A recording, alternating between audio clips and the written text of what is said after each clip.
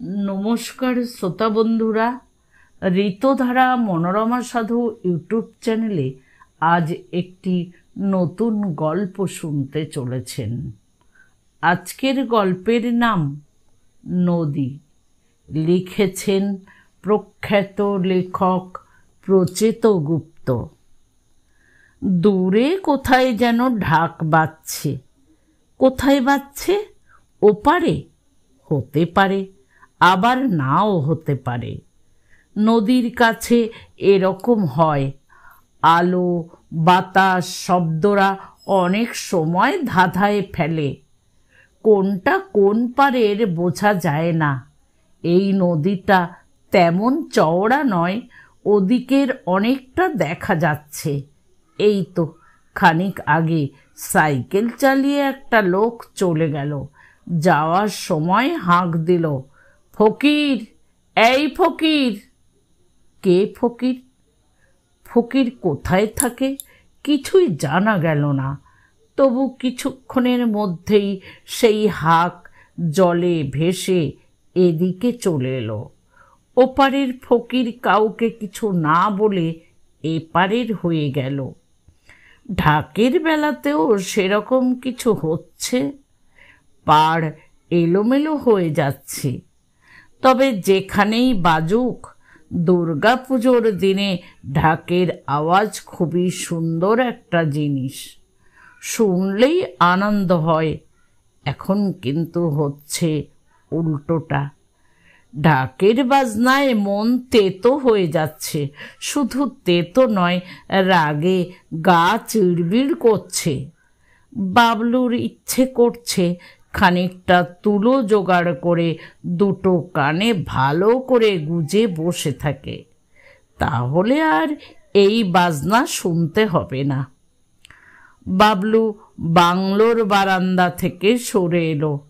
আসার সময় শুনল সাহেব চিৎকার করে বলছে, মা, মা, নদীতে একটা হিপোপটেমাস, বিগ হিপোপটেমাস। দেখো দেখো, বাইনোকুলারটা দিয়ে একবার তাকাও, দেখো। ওই তো, ওই যে। সাহেব তপনদা চন্দনা বৌদির ছেলে, ক্লাস 4-এ পড়ে। চোখে একটা দূরবীন লাগিয়ে ঘুরছে এবং কিছুক্ষণ পর অদ্ভুত অদ্ভুত সব জিনিস দেখছে। চন্দনা বৌদি ছেলের দিকে তাকিয়ে চাপা গলায় বললেন, চুপ, একদম চুপ। আর একটা কথা বললে চড় মেরে দূরবীনটা কেড়ে নেব, তারপর নদীর জলে ফেলে দিয়ে আসব। বাবলু আরও নার্ভাস হয়ে দরজার আড়ালে সরে গেল। বলা ভালো, লুকিয়ে পড়ল। সেখান থেকেই শুনল শর্মিষ্ঠা গম্ভীর গলায় বলছে, দিদি, ওকে কেন বকছিস? ছোট ছেলে, যাকে বকা উচিত তাকে বক। দরকার হলে তাকে নদীতে ফেলে দিয়ে আয়। দে সাহেব, আমাকে বাইনোকুলারটা দে তো, দেখি তোর হিপোপটেমাস কি বলছে। সে কি মানুষ খেতে চাইছে? বাবলু চমকে উঠল। ভয়ঙ্কর! এই মেয়েকে যতটা ভয়ঙ্কর ভাবা গিয়েছিল, এ তার থেকেও ভয়ঙ্কর। শুধু নদীতে ফেলে দিতে চায় না, জল হস্তি দিয়ে খাওয়াতেও চাইছে। বাবলুর হাত পা ঠান্ডা ঠান্ডা লাগছে। এই কার্তিকে সে 24 বছরে পা দেবে। 24 বছর বয়সীর কোনো যুবকের ভয়ে হাত পা ঠান্ডা হয়ে আসাটা মোটেই কাজের কথা নয়। কিন্তু উপায় নেই। ঘটনা যা তাতে শুধু হাত পা কেন, বাবলুর সারা শরীর ঠান্ডা হয়ে যাওয়ার কথা। উফ, কেন সে এই দায়িত্ব নিতে গিয়েছিল? তখন বোঝেনি, এখন বুঝতে পারছে। বোকামি হয়ে গেছে, বিরাট বোকামি হয়ে গেছে। অথচ খানিক আগেই পরিস্থিতি ছিল একেবারে অন্যরকম। কলকাতা ছাড়াতেই তপনদা জোরে গান চালিয়ে দিলেন। চন্দনা বৌদি গুনগুন করতে লাগলেন। সাহেব হাততালি দিয়ে উঠল। পথে দুবার চা আর একবার কচুরি খাওয়ার জন্য গাড়ি থেকে নামা হলো।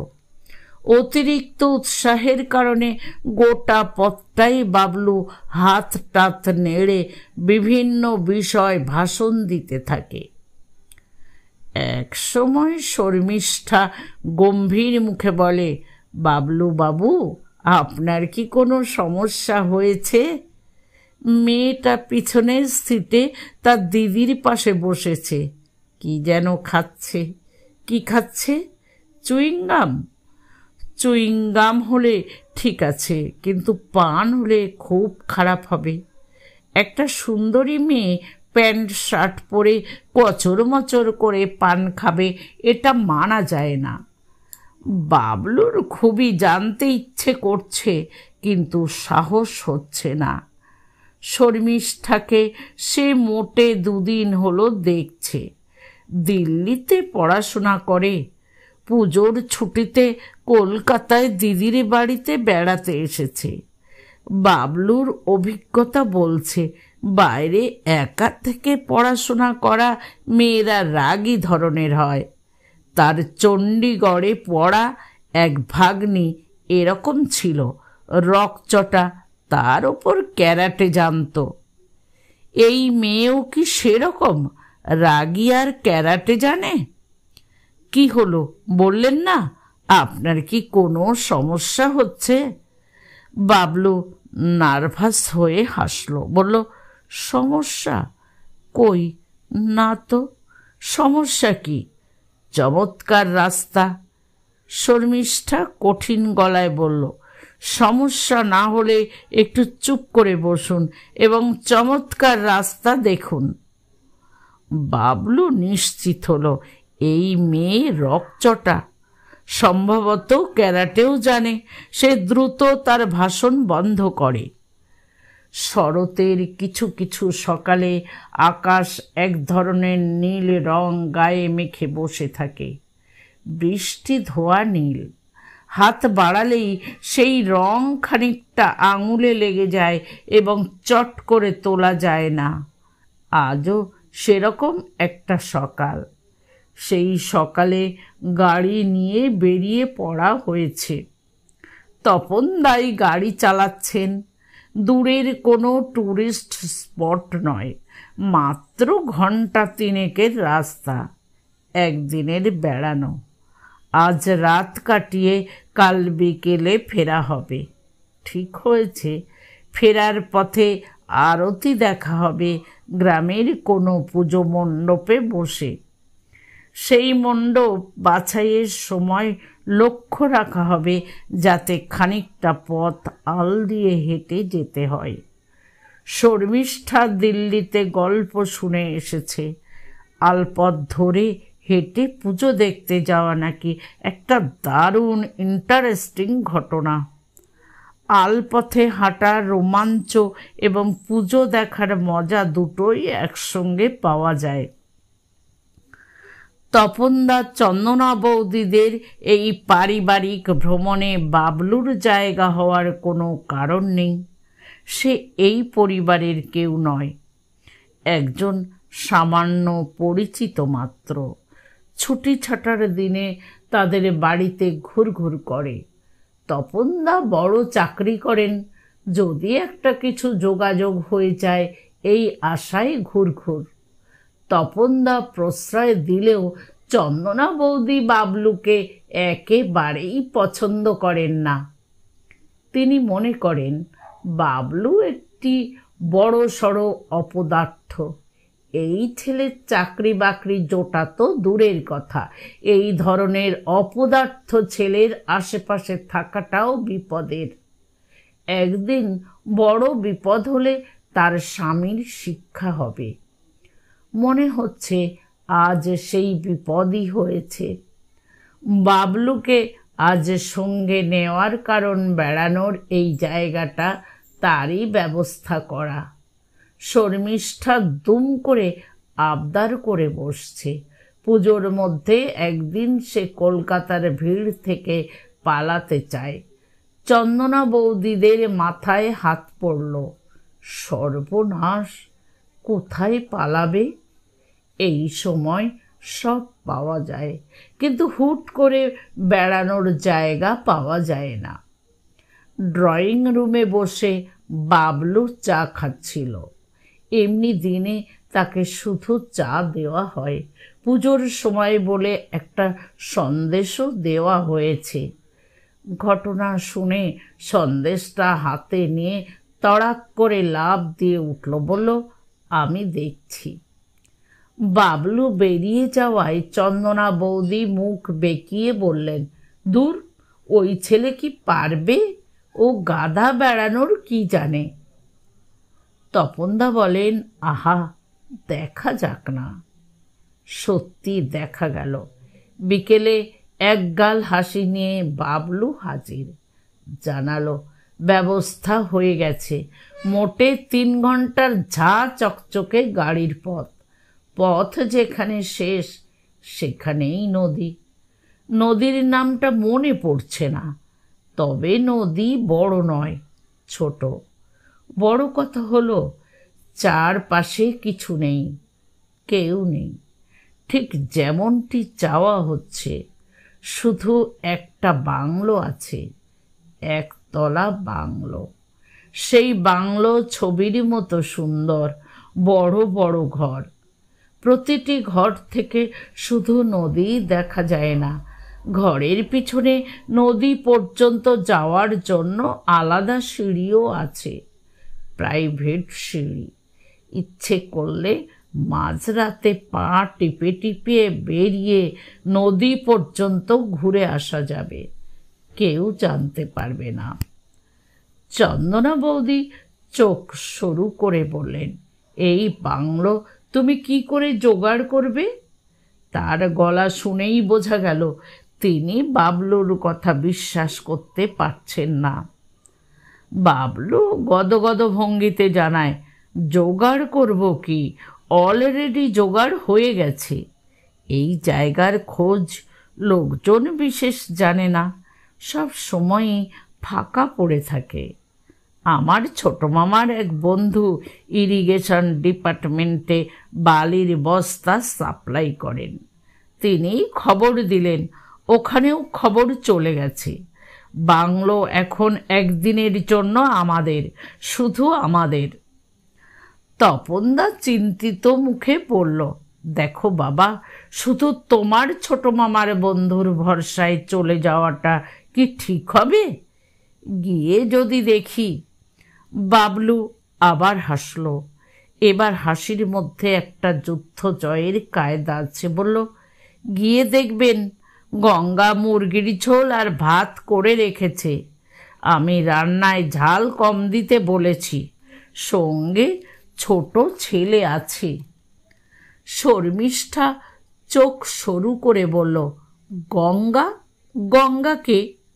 বাবলু উৎসাহের সঙ্গে বলল, গঙ্গা হলো বাংলোর কেয়ারটেকার কাম রাঁধুনি কাম চৌকিদার। একটা খবর শুনলে আপনারা সবাই খুশি হবেন। শর্মিষ্ঠা চোখ আরও সরু করে বলল, কি খবর? গঙ্গা ভাটিয়ালি জানে। চন্দনা বৌদি বিস্মিত গলায় বলল, ভাটিয়ালি জানে? ভাটিয়ালি জানে মানে? ভাটিয়ালি মানে ভাটিয়ালি গান, ফোক সং। এখন নিয়ম হয়েছে, নদীর পাশের বাংলোর কেয়ারটেকার হতে গেলে ভাটিয়ালি গান জানা মাস্ট। ইন্টারভিউয়ের সময়তেই গান শুনে নেওয়া হয়। চন্দনা বৌদি, আপনার জন্য সাউথ ফেসিং ঘরটা রেডি করতে বলেছি। ছোট মামার বন্ধুর কাছে শুনলাম ওই ঘরটা নাকি বেস্ট। রাতে শোয়ার পর একটা দুলুনি এফেক্ট আসে, মনে হয় নদীর ওপরই আছি।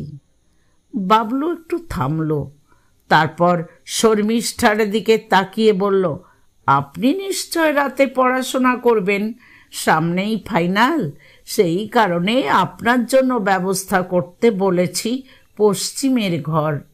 রাত জাগার পর বেলা পর্যন্ত ঘুমোতে পারবেন। পূব দিকের আলোয় অসুবিধে হবে না। আপনার কি মনে হয়? কথা শেষ করে বাবলু হাসি মুখে শর্মিষ্ঠার দিকে তাকায়। শর্মিষ্ঠা গম্ভীর মুখে বলল, মনে হয় আপনার এবার চুপ করা উচিত।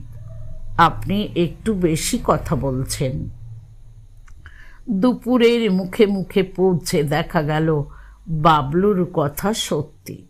সত্যি পথের শেষে নির্জন নদী আছে। নদীর পাশে ছবির মতো নয়, ছবির থেকেও সুন্দর একটা বাংলো আছে। সেই বাংলোর ভেতরে ঢুকে দেখা গেল বাবলুর কথা আরও খানিকটা সত্যি। বাংলোতে ঘরও আছে, ঘরগুলোও বড় বড়, কিন্তু তারপরটাই ভয়াবহ। সেই ঘরের অবস্থা মারাত্মক। রাত্রি বাস তো দূরের কথা, সেখানে দিন কাটানোই অসম্ভব। দেয়ালে উই, একটা জানলাতেও ছিটকিনি লাগছে না। খাট শুধু নড়বড়ে নয়, দুটো ঘরে ভাঙাও। একদিকে কাত হয়ে আছি, মাঝরাতে ভেঙে পড়ার জন্য একেবারে তৈরি। বিছানার চাদর টাদরের দিকে তো তাকানোই গেল না। চন্দনা বৌদি আর শর্মিষ্ঠা ছিটকে বেরিয়ে এসেছে বাইরে, এসে বসেছে বারান্দায়। বাংলো থেকে কয়েক হাত দূরে তখন নদী উল্টো দিকে মুখ ফিরিয়ে রোদের সোনালি আঁচল বিছিয়ে স্নানে বসেছে। একসঙ্গে অতগুলো মানুষ দেখে সে বুঝি লজ্জা পেল। তাড়াতাড়ি আঁচল তুলতে গিয়ে জলে ঢেউ উঠল। ক্যাটকেটে সবুজ রঙের একটা স্টিমার ভো তুলে জল কেটে চলে গেল নদীর মাঝ বরাবর। সাহেব দূরবীন চোখে চিৎকার করে উঠল, পাইরেটস, পাইরেটস! চন্দনা বৌদি জানিয়ে দিলেন তিনি ঘরে ঢুকবেন না, এই মুহূর্তে কলকাতায় ফিরে যাবেন। তপনদা বললেন, অসম্ভব, এখনই আবার অতটা গাড়ি চালানো অসম্ভব। গাড়িকে বিশ্রাম দিতে হবে। বিকেলটা এখানে কাটিয়ে সন্ধে নাগাদ রওনা দেওয়া যেতে পারে। শর্মিষ্ঠা বলছে, তাহলে সন্ধে পর্যন্ত সে বারান্দাতেই বসে থাকবে। এই জঘন্য বাংলোর বিরুদ্ধে এটাই হবে তার প্রতিবাদ। ব্যালকনি প্রোটেস্ট, বারান্দা প্রতিবাদ। তপনদা গলা নামিয়ে বললেন, কি ছেলে মানুষই করছো তোমরা? ছেলেটা শুনতে পাচ্ছি। আহা, ওর কি দোষ? বাবলু কি আগে এখানে এসেছে, না এই বাংলোয় থেকে গেছে? তোমাদের জন্যই তো ব্যবস্থা করলো। একটা রাতের তো মামলা, বেড়াতে এসে অত খুঁতখুঁতুনি চলে না। তারপর গদগদ গলায় চন্দনা বৌদিকে বললেন, আহা, কি সুন্দর নদী দেখেছ চন্দনা? ভালো করে তাকিয়ে দেখো একবার। চন্দনা বৌদি কোলের উপর রাখা হাত ব্যাগটা চেপে ধরে বিড়বিড় করে বললেন, হ্যাঁ দেখছি, খুবই ভালো লাগছে।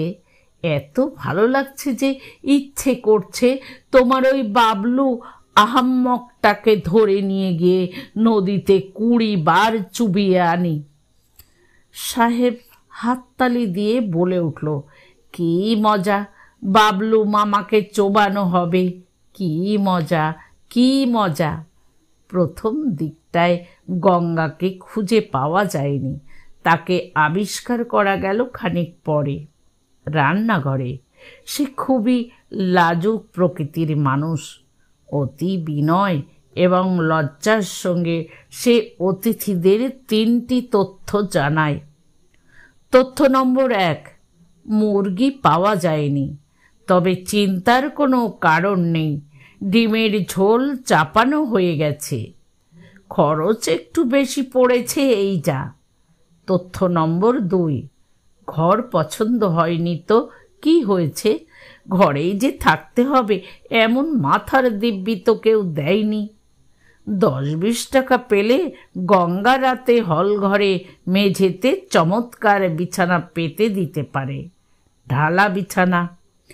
আরও 10-20 টাকায় কাঁচা চাদর টাদরও সব বেরিয়ে আসবে, কোনো সমস্যা নেই। শুধু একটু সাবধানে ঘুমোতে হবে, কারণ হল ঘরে ইঁদুর আছে। সেই ইঁদুর নাকি আবার রাতে বিছানায় উঠে পড়ে। তবে 2-5 টাকা খরচ করলে ইঁদুর ঠেকানোর ব্যবস্থাও হবে, সে পথও নাকি আছে। সম্ভবত হ্যামলিনের বাসিওয়ালা ধরনের কাউকে ডেকে আনা হবে। তথ্য নম্বর 3, এই একমাত্র বিষয় যাতে গঙ্গা কোনো অতিরিক্ত টাকা পয়সার কথা বলেনি এবং বলার সময় লজ্জায় মুখটুক নামিয়ে একাকার কাণ্ড করে। তার খুবই ইচ্ছা ডিমের ঝোল শেষ হওয়ার আগেই অতিথিদের 2 লাইন ভাটিয়ালি শোনায়। বাবলু আঁতকে ওঠে, এই পরিস্থিতিতে গান? তপনদা ফিসফিস করে বলেন, বুঝতে পারছো না, গান না শুনলে বেটা রান্না শেষ করবে না, কোনো উপায় নেই, তুমি ওদের একটু বুঝিয়ে বলো। হল ঘরে আসর বসেছে, বাইরে কড় করে রোদের দুপুর, নদী ঝলসাচ্ছে খাপ তোলা তলোয়ারের মতো। অতিথিদের জন্য শতরঞ্জি পেতে গঙ্গা মাটিতে বসল, হাত রাখল কোলের ওপর, তারপর চোখ বুজে বিকট চিৎকার দিল, ও মাঝি ভাই রে। শর্মিষ্ঠা কঠিন চোখে তাকালো বাবলুর দিকে। চন্দনা বৌদির মুখ দেখে মনে হলো তিনি শোকে পাথর হয়ে গেছেন। গান শুনতে শুনতে বাবলু সিদ্ধান্ত নিল, অনেক হয়েছে, অনেক বেশি হয়েছে, আর নয়। এই অপরাধের সাজা তাকে পেতে হবে, নিজেই নিজেকে শাস্তি দেবে। সেই শাস্তি হবে মৃত্যুদণ্ড। হারিকিরির কায়দায় একটু পরেই সে গিয়ে নদীর জলে ডুবে আত্মহত্যা করবে, ভালোই হবে। ফালতু মানুষের জন্ম মৃত্যুর দিনক্ষণ কারো মনে থাকে না, থাকার কথাও নয়, তবে তারটা মনে থাকবে। উৎসবের দিনে, আনন্দের দিনে মৃত্যু তো, তাই মনে থাকবে। ডুব দেওয়ার সময় ঢাকের আওয়াজ কি পাওয়া যাবে? পেলে ভালো, একটা বিসর্জন এফেক্ট হবে। আত্মহত্যার সময় একটা চিঠি লিখে যাওয়া উচিত। কাকে লিখবে? শর্মিষ্ঠাকে লিখলে কেমন হয়? সাহস হচ্ছে না। মেয়েটা খুবই রকচটা। বাবলু ফোঁস করে নিঃশ্বাস ফেলল। এই জন্যই বলে, উৎসবের সময় কখন যে কি ঘটে কেউ বলতে পারে না। না, পারে না। পারলে ওরকম একটা ভয়াবহ গানের পরও গঙ্গার ডিমের ঝোল দারুণ, দুর্দান্ত, ফ্যান্টাস্টিক বলে সবাই হাপুস হুপুস করে খেয়ে নিতে পারত। শুধু তাই নয়, বিকেলে রকচটা শর্মিষ্ঠা আবদার করল, জামাই বাবু নৌকো চড়ব। ফিরে যাওয়ার আগে নৌকো চড়ে নদীতে খানিকক্ষণ ঘুরব। তপনদা বললেন, অসম্ভব, দেরি হয়ে যাবে। চন্দনা বৌদি ধমকে বললেন, হোক দেরি, লজ্জা করছে না বলতে?